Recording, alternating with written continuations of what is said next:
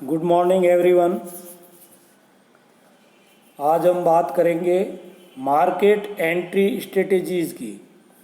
बाजार प्रवेश व्यूह रचनाएं। अंतर्राष्ट्रीय विपणन में जब आप दूसरे देशों में अपने उत्पाद को बेचना चाहते हैं तो उसके लिए आपकी व्यूह रचनाएं क्या होगी या क्या होनी चाहिए, इसके बारे में चर्चा करेंगे। विदेशी बाजार में किस प्रकार से प्रवेश किया जाए, यह अंतर्राष्ट्रीय विपणन में महत्वपूर्ण व्यूह रचनात्मक निर्णयों में से एक है। एक और जहां कंपनी उत्पाद का संपूर्ण निर्माण कार्य स्वदेश में करके उसे विदेशी बाजार में निर्यात कर सकती है, वहीं दूसरी ओर कंपनी विदेशी बाजार में उत्पाद का निर्माण कराकर उसे बेच सकती है। इन दोनों बिंदुओं के बीच कई विकल्प हैं जिनके द्वारा विदेशी व्यापार में प्रवेश किया जा सकता है।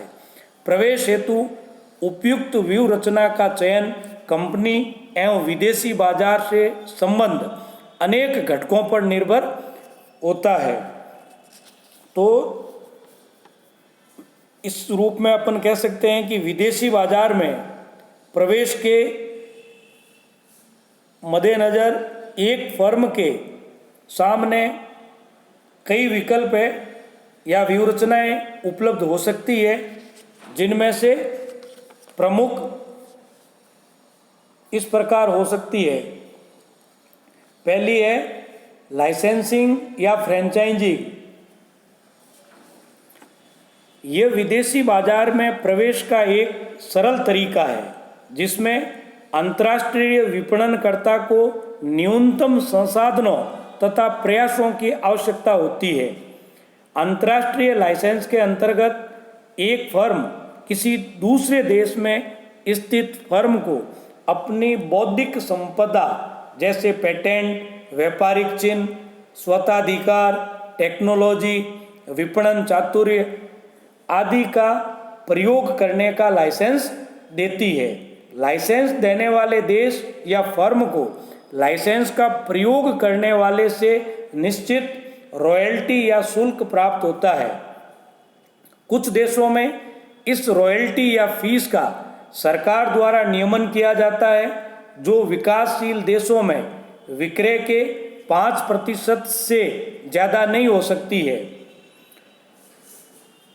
इस तरह लाइसेंसिंग एक विशिष्ट प्रकार की व्यवस्था है जिसमें निर्यातक कंपनी अन्य देश की फर्म को लाइसेंस में वर्णित शर्तों के अनुसार या उसके आधार पर विक्रय करने का अधिकार देती है।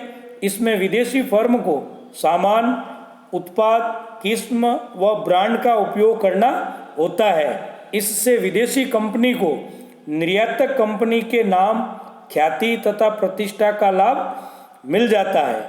निर्यातक कंपनी विदेशी कंपनी से कुल विक्रय का निश्चित प्रतिशत प्रतिफल रॉयल्टी या शुल्क के रूप में प्राप्त करती है। इसी तरह से फ्रेंचाइजिंग एक विशिष्ट प्रकार का लाइसेंस है जिसमें एक कंपनी किसी दूसरी स्वतंत्र फर्म को एक निश्चित तरीके से व्यवसाय करने का अधिकार प्रदान करती है। यह अधिकार फ्रेंचाइजर के उत्पादों को बेचने, नाम का उपयोग करने, उत्पादन एवं विपणन तकनीक का प्रयोग करने या अन्य किसी विशिष्ट रूप में हो सकता है। नेक्स्ट है एक्सपोर्टिंग, निर्यात करना। विदेशी बाजार में प्रवेश करने का ये सबसे परंपरागत तरीका या व्यूह रचना है जिसका अनेक फर्मों द्वारा आज भी अनुसरण किया जाता है। आर्थिक रूप से वैश्वीकरण की तुलना में विश्व व्यापार में तेजी से वृद्धि हुई है, जिसका कारण निर्यात क्रिया है। नेक्स्ट है इसका अनुबंधित निर्माण। बाजार प्रवेश की इस व्यूह रचना के अंतर्गत अंतर्राष्ट्रीय विपणन के कार्य में संलग्न कंपनी उत्पाद के विपणन के उत्तरदायित्व को बनाए रखते हुए विदेशी फर्म के साथ उत्पाद को बनाने या असेंबल करने का अनुबंध करती है। अंतर्राष्ट्रीय व्यवसाय में यह एक लोकप्रिय पद्धति है। ऐसी अनेक विदेशी कंपनियां तथा बहुराष्ट्रीय निगम हैं जो भारतीय बाजार में अपने उत्पाद को बेचने हेतु इस व्यूह रचना का अनुसरण करते हैं। नेक्स्ट है प्रबंध अनुबंध, मैनेजमेंट कॉन्ट्रैक्टिंग। इसमें बाजार प्रवेश की इस व्यूह रचना में फर्म बिना किसी इक्विटी भागीदारी के प्रबंधन की जाने वाली फर्म को प्रबंधकीय ज्ञान प्रदान करती है। नेक्स्ट है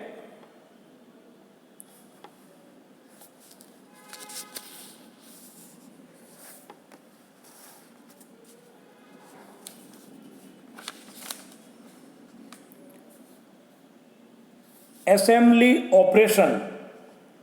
यदि एक निर्माता ऐसे अनेक लाभ चाहता है जो विदेशी निर्माण सुविधाओं से जुड़ा हुआ है, लेकिन वह स्वयं विदेशी बाजार में नहीं जाना चाहता है, तो ऐसा निर्माता चयनित विदेशी बाजारों में असेंबली सुविधाओं की स्थापना कर सकता है। असेंबली ऑपरेशन की स्थापना निर्यात तथा विदेशी निर्माण के बीच की व्यवस्था का प्रतिनिधित्व करती है। नेक्स्ट है पूर्ण स्वामित्व युक्त निर्माण सुविधाएं। बाजार प्रवेश की इस व्यूह रचना का प्रयोग तब किया जाता है जब एक कंपनी विदेशी बाजार में दीर्घकालीन तथा महत्वपूर्ण हित देखती है। ऐसी दशा में वह वहां पूर्ण स्वामित्व युक्त निर्माण सुविधाओं की स्थापना करती है। नेक्स्ट है जॉइंट वेंचर, संयुक्त साहस। विदेशी बाजार में प्रवेश करने की यह सबसे लोकप्रिय व्यूह रचना है। इससे विदेशी विनियोक्ता स्थानीय विनियोक्ता के साथ मिलकर एक संयुक्त साहस कंपनी का निर्माण करते हैं, जिसमें वे स्वामित्व एवं नियंत्रण में सहभागिता करते हैं। विदेशी संयुक्त साहस परिचालन विभिन्न रूपों में हो सकता है, जैसे एक उपक्रम के प्रबंध एवं स्वामित्व में सहभागिता, लाइसेंसिंग, अनुबंधित निर्माण या प्रबंधन अनुबंध। इसमें से किसी भी रूप में हो सकता है। नेक्स्ट है काउंटर ट्रेड।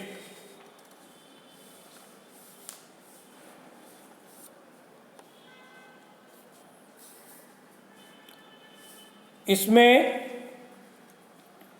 विकासशील देशों द्वारा निर्यात बढ़ाने की व्यूह रचना के तहत विश्व में प्रति व्यापार या काउंटर ट्रेड प्रकृति का चलन तेजी से बढ़ा है।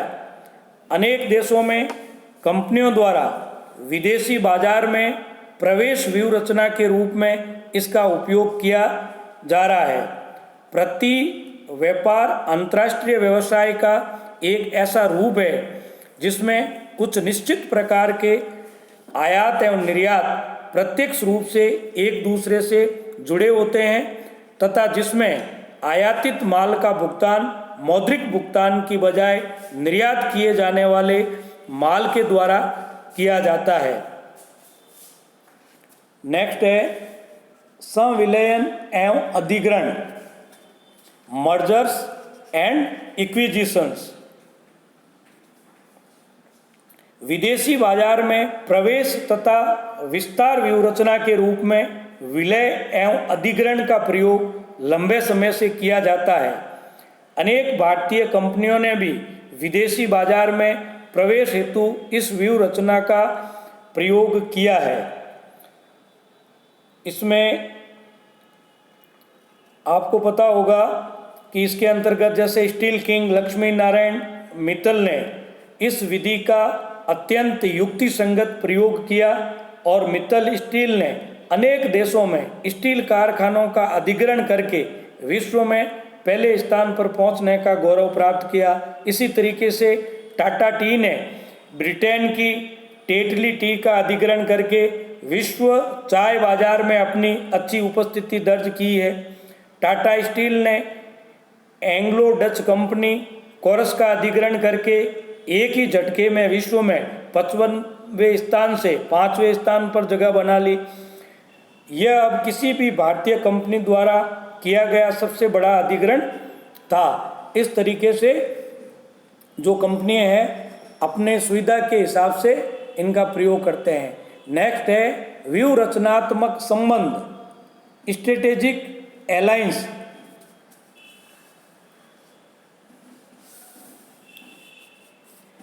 अंतर्राष्ट्रीय व्यवसाय में व्यूह रचनात्मक गठजोड़ का उपयोग निरंतर लोकप्रिय होता जा रहा है। इस व्यूह रचना के तहत फर्म अपने प्रतिद्वंदियों के साथ गठजोड़ करके जटिल क्षेत्रों में दीर्घकालीन प्रतिस्पर्धात्मक लाभ प्राप्त करने का प्रयास करती है। इस व्यूह रचना का प्रमुख लक्ष्य जटिल क्षमताओं में वृद्धि करना, नव प्रवर्तन के प्रभाव को बढ़ाना तथा बाजार और टेक्नोलॉजिकल परिवर्तनों का अच्छे ढंग से उपयोग करना होता है। नेक्स्ट है तृतीय देश स्थितीकरण, थर्ड कंट्री लोकेशन। विदेशी बाजार में प्रवेश की इस व्यूह रचना का प्रयोग कभी कभी किया जाता है जब राजनीतिक कारणों से दो देशों के मध्य किसी प्रकार का वाणिज्यिक व्यापार नहीं होता है या राजनीतिक कारणों से दो देशों के मध्य प्रत्यक्ष व्यवहार काफ़ी जटिल होता है। तब इनमें से एक देश की फर्म जो विदेशी बाजार में प्रवेश करना चाहती है किसी तीसरे देश से अपनी व्यावसायिक क्रियाओं का निष्पादन करती है। उदाहरण के लिए ताइवान के साहसी चीन के बाजार में प्रवेश हेतु हांगकांग में स्थित होना ज़्यादा सरल समझते हैं। तृतीय देश स्थितीकरण व्यूह रचना का सबसे प्रमुख लाभ यह है कि तृतीय देश तथा संबंधित विदेशी बाजार के साथ मैत्रीपूर्ण रूप से व्यापारिक संबंधों का लाभ उठाया जा सकता है। लास्ट है इसका टर्न की अनुबंध। बाजार प्रवेश व्यूह रचना की इस विधि का उपयोग अंतर्राष्ट्रीय व्यवसाय में प्राय पूर्ति, उत्पादन तथा संयंत्र के निर्माण हेतु किया जाता है। विशेषतः तेल शोधन, स्टील मिल्स, सीमेंट उर्वरक प्लांट आदि में इस प्रकार का अनुबंध किया जाता है। टर्न की परिचालन एक ऐसी व्यवस्था है जिसमें एक विक्रेता यानी बहुराष्ट्रीय फर्म क्रेता को पूर्ण सुविधाओं के साथ परियोजना की शुरुआत से परिपक्वता तक परियोजना सुपुर्द करता है जो क्रेता के सेवी वर्ग द्वारा उपयोग हेतु तैयार होती है। टर्न की परियोजना हेतु अनुबंध कार्य खुले टेंडर या लागत फीस शुल्क के आधार पर किया जा सकता है। कुछ दशाओं में लागत का प्रावधान भी किया जा सकता है कि एक सीमा के बाद वास्तविक लागत बढ़ जाने की दशा में बहुराष्ट्रीय कंपनी उस लागत को वहन करेगी। क्रेता कंपनी या देश द्वारा किए जाने वाले अधिकतम भुगतान के बारे में विश्वास देना होता है। अधिकांश टर्न की अनुबंधों में मुख्यतः सरकार या सार्वजनिक क्षेत्र क्रेता या विक्रेता के रूप में सम्मिलित होते हैं। टर्न की अनुबंधकर्ता एक परियोजना के विभिन्न चरणों को विभिन्न उप अनुबंधों के सुपुर्द कर सकता है। इस तरह से एक विदेशी बाजार में या अंतर्राष्ट्रीय बाजार में प्रवेश करने से पहले मुख्य रूप से इन व्यूहरचनाओं का प्रयोग किया जाता है। थैंक यू, धन्यवाद।